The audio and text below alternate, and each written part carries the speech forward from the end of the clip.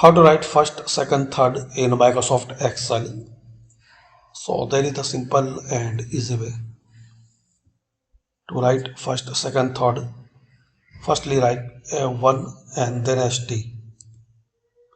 Now only select ST, then right click. So here you will see the option format cells, click on it. Here select superscript, then click on OK. So this way you can write first, second, third, fourth, seventh,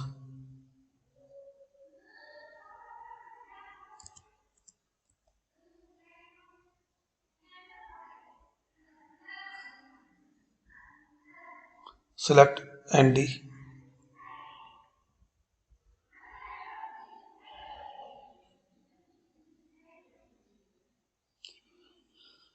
So thanks for watching guys. Comment this video useful for you.